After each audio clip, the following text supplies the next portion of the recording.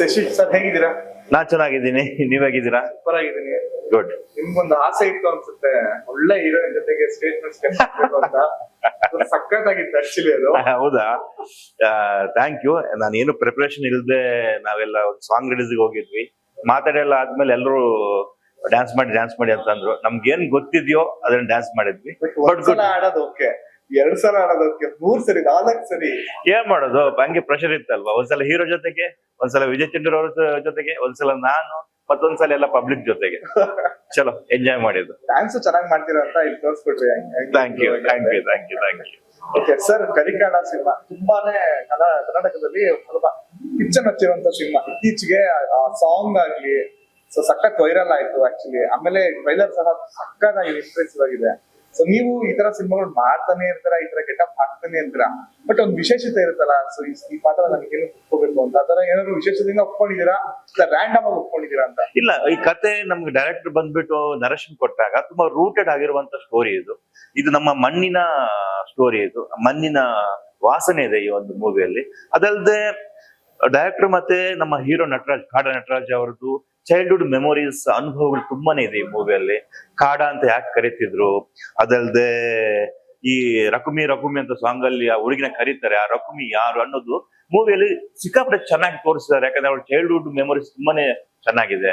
ಊರಿನ ಜಾತ್ರೆ ಆಗಿರ್ಬೋದು, ಹೋರಿಗಳ ರೇಸ್ ಆಗಿರ್ಬೋದು, ಒಂದು 4-4 ಎಕರೆ ಜೋಳದ ಗದ್ದೆ ಹಾಕ್ಬಿಟ್ಟು ಆ ಗದ್ದೆಯಲ್ಲಿ ಶೂಟ್ ಮಾಡಿರೋದಾಗಿರ್ಬೋದು, ಅದನ್ನೆಲ್ಲ ಪುಡಿ ಹಾಕಿ ಮಾಡಿ ಬಿಸಾಕಿರುವಂತ ಸೀನ್ ಆಗಿರ್ಬೋದು, ಎಲ್ಲವೂ ಅದ್ಭುತವಾಗಿತ್ತು.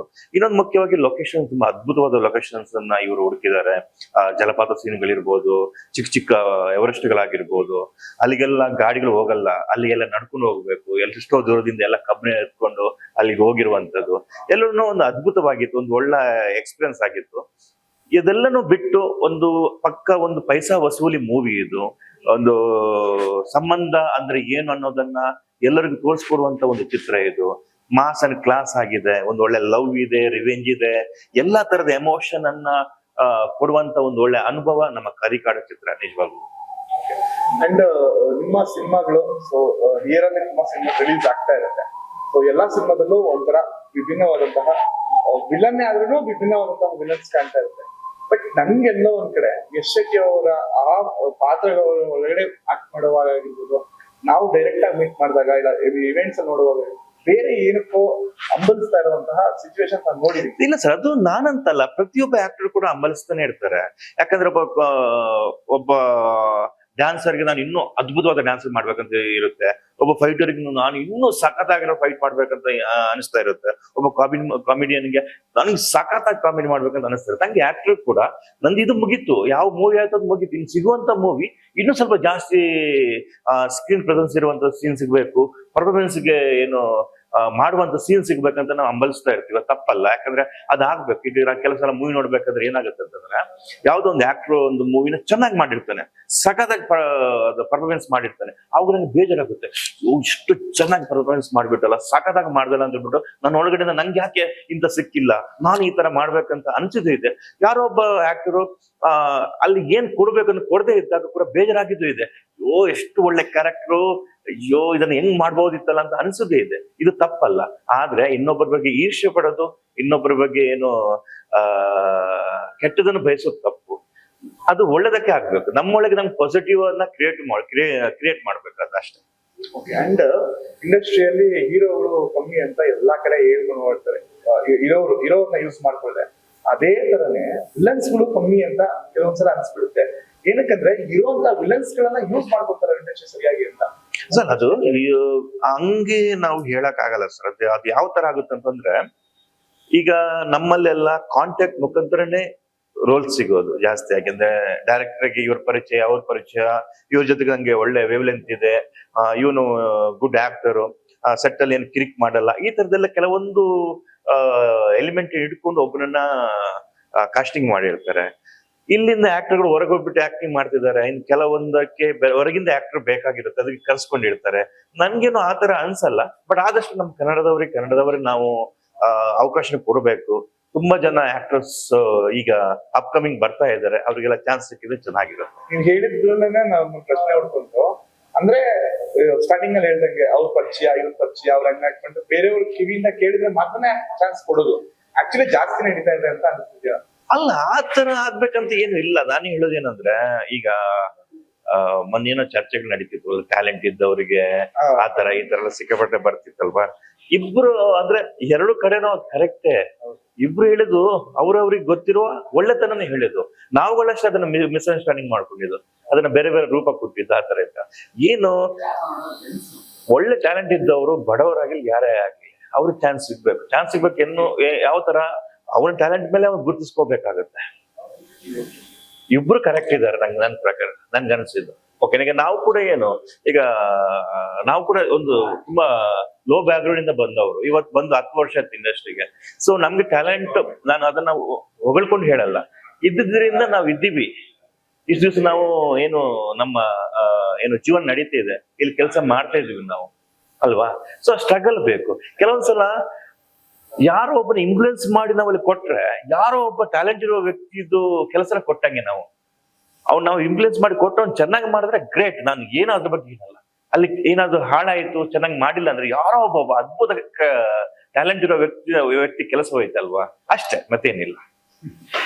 ಈಗ ನಾವು ಕೂಡ ಜಾಸ್ತಿಯಾಗಿ ಈಗ ಯಾವ್ದೆಲ್ಲ ಮೂವಿ ಮಾಡ್ಬೇಕಾದ್ರೆ ಹಿಂಗೆ ನಾವು ಫ್ರೆಂಡ್ಸ್ ಎಲ್ಲ ಚರ್ಚೆ ಮಾಡ್ಬೇಕಾದ್ರೆ ಹೇಳ್ತೀವಿ, ಈ ಚಿಕ್ಕ ಚಿಕ್ಕ ಕ್ಯಾರೆಕ್ಟರ್ ಇದೆಲ್ಲ, 1 ದಿವಸ 2 ದಿವಸ ಎಲ್ಲ ಕ್ಯಾರೆಕ್ಟರ್ ಬರುತ್ತೆ, ಅದಕ್ಕೆ ನಮ್ಮ ಪ್ರೊಡ್ಯೂಸರ್ ತಂಗಿ ಮಗ ಅಥವಾ ಅವರ ಅಣ್ಣನ ಮಗ, ಇವನ್ ತಮ್ಮನ ಮಗ, ಇವ್ರಿಗೊಂದು ಚಾನ್ಸ್, ನನ್ನ ಫ್ರೆಂಡ್, ಹಂಗ್ ಕೊಡ್ಬೇಡಿ. ಯಾಕಂದ್ರೆ ಚಿಕ್ಕ ಚಿಕ್ಕ ಕ್ಯಾರೆಕ್ಟರ್ಸ್ ವೆರಿ ಇಂಪಾರ್ಟೆಂಟ್. ಅದಕ್ಕೆ ಒಂದು 2,000 ಸ್ಪೆಂಡ್ ಮಾಡೋದು ಪರವಾಗಿಲ್ಲ, ಒಳ್ಳೆ ಆಕ್ಟರ್ ಕರ್ಕೊಂಡ್ಬಂದ್ ಮಾಡಿ ಅಲ್ಲಿಗೆ ಮಾಡಿಸ್ಬೇಕು. ಅವಾಗ ಏನಾಗುತ್ತೆ, ಮೂವಿ ಚಂದ ಆಗುತ್ತೆ, ಅದ್ಭುತ ಆಗುತ್ತೆ ಅಂತ ನಾನು ಅನ್ಕೊಂಡಿದ್ದೀನಿ ಸರ್. ಇದು ನನ್ನ ಅನಿಸಿಕೆ. ಅಂಡ್ ಕರಿಗಾಡ ಸಿನಿಮಾದಲ್ಲಿ ಅಂದ್ರೆ ಈ ಹಳ್ಳಿ ಶೈಲಿಯ ಪಾತ್ರನ ಹೇಗೆ? ಇಲ್ಲ ಸರ್, ಇದ್ರಲ್ಲಿ ನಾನು 2 ಲುಕ್ ಅಲ್ಲಿ ಕಾಣಿಸ್ಕೋತೀನಿ ನಾನು.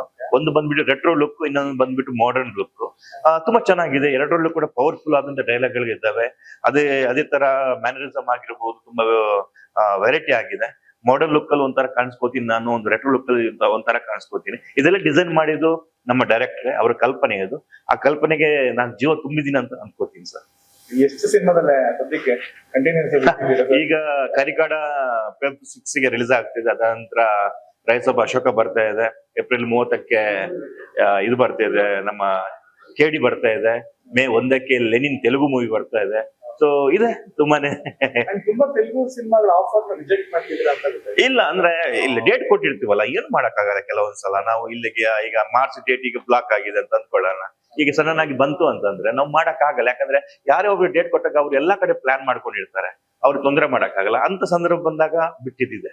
ಅಂಡ್ ಒಳ್ಳೆ ಆಫರ್ಸ್ ಸಹ ಬರ್ತಾ ಇದೆ ಅಂತ ಕೇಳ್ಪಟ್ವಿ, ಬೇರೆ ಬೇರೆ ಲ್ಯಾಂಗ್ವೇಜಸ್ ಇಂದನು. ಬಟ್ ನೀವು ಏನಾದ್ರು ಬೌಂಡ್ರಿ ಹಾಕಿದ್ರೆ ಹೇಗೆ, ಅದು ಹೆಂಗೆ ಅದನ್ನ ಆಫರ್ ಒಪ್ಕೊಂತ ಇದ್ದೀರಾ? ಇಲ್ಲ, ನಾನು ಫ್ರೀ ಇದ್ದಾಗ ಯಾವ ಲ್ಯಾಂಗ್ವೇಜ್ ಅಲ್ಲಿ ಬಂದ್ರು ನಾನು ಕೆಲಸ ಮಾಡ್ತೀನಿ. ನಾನು ಆಕ್ಟರ್, ನಾನು ಹಿಂದಿ ವೆಬ್ ಸೀರೀಸ್ ಮಾಡ್ಕೊ ಬಂದೆ. ಈಗ ಒಂದು ಮಾರ್ಚ್ ಹಿಂದಿ ಮೂವಿ ಮಾಡ್ಬೇಕಿತ್ತು. ಸೊ ಡೇಟ್ ಕ್ಲಾಶ್ ಆಗ್ತಿದೆ, ಅವ್ರಿಗೆ ಒಂದೇ ಬಂಚ್ ಇರ್ಬೇಕು, ಕೊಡಕ್ ಆಗಲ್ಲ. ಕೆಲಸ ಎಲ್ಲ ಮಿಸ್ ಆಗ್ಬಿಡುತ್ತೆ. ಕೆಲಸ ಮಾಡಕ್ ಸಾಧ್ಯ ಆದಾಗ ನಾನು ಖಂಡಿತ ಮಾಡ್ತೀನಿ. ನಾನು ಆ ಭಾಷೆ ಈ ಭಾಷೆ ಅಂತಿಲ್ಲ, ಎಲ್ಲಾ ಭಾಷೆಯನ್ನು ಮಾಡ್ಬೇಕು. ನಮ್ತನ ನಾವು ಕನ್ನಡದವ್ರು, ನಮ್ಮ ಕನ್ನಡತನ ಎಲ್ಲಾ ಕಡೆ ನಾವು ಹಾಕ್ಬೇಕು. ಅಂಡ್ ಈಗ ಆಕ್ಟ್ ಮಾಡ್ತಿರೋ ಸಿನಿಮಾಗಳೆಲ್ಲ ತುಂಬಾ ಬಿಗ್ ಬಜೆಟ್, ಹೈ ಬಜೆಟ್ ಇದೆ. ಈಗ ಹೇಮಂತ್ ರಾವ್ ಸರ್ದು ಆಪರೇಷನ್ ಡ್ರೀಮ್ ಥಿಯೇಟರ್ ಕೂಡ ಮಾಡ್ತಾ ಇದ್ದೀನಿ. ಮತ್ತೆ ಬೈರ್ ಅಂತ ನಡೀತಿದೆ, ರುದ್ರಾವತಾರ ಅಂತ ನಡೀತಾ ಇದೆ, ಚೈಲ್ಡ್ ಅಂತ ನಡೀತಾ ಇದೆ. ಹಿಂಗೇನೆ. ಅಂಡ್ ಕೆಲವೊಬ್ರು ನಿಮ್ಗೆ ಅಂದ್ರೆ ಇದು ರಿಪೋರ್ಟರ್ಸ್ ಗಳಿಂದ ಇನ್ಫಾರ್ಮೇಶನ್, ನಿಮ್ಗೆ ಹೀರೋ ಮಾಡ್ಬೇಕು ಅಂತ ಸ್ಕ್ರಿಪ್ಟ್ಗಳು ಬಂದಿತ್ತು ಅಂತ? ಇಲ್ಲ, ನಾನು ಅದೇ ಹೇಳ್ತೀನಲ್ಲ, ನನ್ಗೆ ಒಪ್ಪುವಂತ ಲೀಡ್ ಕ್ಯಾರೆಕ್ಟರ್ ಬಂದ್ರೆ ನಾನು ಮಾಡ್ತೀನಿ. ಅಂದ್ರೆ ಈಗ ನನಗೆ ಒಪ್ಪಕ್ಕಾಗಲ್ಲ ಕ್ಯಾರೆಕ್ಟರ್ ಅಂತಂದಾಗ ನಂಗೆ ಮಾಡಿದ್ರೆ ಅದು ವೇಸ್ಟ್ ಆಗ್ಬಿಡುತ್ತೆ. ಪ್ರೊಡ್ಯೂಸರ್ ದುಡ್ಡು ವೇಸ್ಟ್ ಆಗುತ್ತೆ, ಡೈರೆಕ್ಟರ್ 1-2 ವರ್ಷ ವೇಸ್ಟ್ ಆಗ್ಬಿಡುತ್ತೆ, ನನಗೂ ಅದು ವೇಸ್ಟ್. ಹಾಗಾಗಿ ನನಗೆ ಒಪ್ಪುವಂತ ಗ್ರೇ ಶೇಡು, ಡಾರ್ಕ್ ಶೇಡು, ಆಮೇಲೆ ಈ ಒಂಥರ ಕತೆ ಹೀರೋ ಆಗಿರುವಂತ ಕ್ಯಾರೆಕ್ಟರ್ ಬಂದಾಗ, ನೀವು ಜಂಗಲ್ ಮಂಗಲ್ ನೋಡಿದ್ರೆ ಅದರಲ್ಲಿ ಕತೆ ಹೀರೋ ಬಂದ್ಬಿಟ್ಟು ಕತೆನೆ ಸರಿ, ನಾನಲ್ಲ ಅಲ್ಲಿ. ಸೊ ಆ ತರ ಸ್ಕ್ರಿಪ್ಟ್ ಬಂದಾಗ ನಾನು ತುಂಬಾ ಖುಷಿಯಿಂದ ಮಾಡ್ತೀನಿ ಆ ಒಂದು ಮೂವಿನ. ಅಂಡ್ ಕರಿಕಾಡ ಬಗ್ಗೆ ಸರ್, ಒಂದು ಅದ್ಭುತವಾದ ಎಕ್ಸ್ಪೀರಿಯನ್ಸ್ ಕರಿಕಾಡ. ನಾವೆಲ್ಲ ತುಂಬಾ ಎಂಜಾಯ್ ಮಾಡಿದಂತಹ ಮೂವಿ, ತುಂಬಾ ಅದ್ಭುತವಾಗಿ ಬಂದಿದೆ. ಈಗ ಆಕ್ಟರ್ಗಳು ಅವರವರ ಪಾರ್ಟ್ ನಾವು ಅಷ್ಟೇ ಮುಗಿಸಿದ್ದೀವಿ. ಆದ್ರೆ ಇದನ್ನೆಲ್ಲ ಒಟ್ಟು ಕೂಡಿಸ್ಬಿಟ್ಟು ಎಡಿಟರ್ ಆಗಿರ್ಬೋದು, ಮ್ಯೂಸಿಕ್ ಡೈರೆಕ್ಟರ್ ಆಗಿರ್ಬೋದು, ಅವರು ಕೆಲಸ ಮಾಡ್ಬಿಟ್ಟು ಈಗ ಬಂದು ಕರಿಕಾಡದ ಬಗ್ಗೆ ಅವ್ರು ಮಾತಾಡ್ತಿರೋದನ್ನ ನೋಡಿದ್ರೆ ತುಂಬಾ ಖುಷಿ ಆಗ್ತಿದೆ. ಎಲ್ರಿಗೂ ಸ್ಯಾಟಿಸ್ಫ್ಯಾಕ್ಷನ್ ಆಗಿದೆ ಅಂತ ಅನ್ಕೋತೀನಿ. ನಾನು ಕೂಡ ತುಂಬಾ ಆಸೆಯಿಂದ ಕಾಯ್ತಾ ಇದ್ದೀನಿ February 6 ಈ ಮೂವಿನ ನೋಡ್ಬೇಕಂತ ಹೇಳ್ಬಿಟ್ಟು. ಸೊ ಬನ್ನಿ, ಜೊತೆ ಕೂತ್ಕೊಂಡು ನಮ್ಮ ಕರಿಕಾಡ ಚಿತ್ರವನ್ನ ನೋಡೋಣ, ಎಂಜಾಯ್ ಮಾಡೋಣ. Thank you sir. Thank you.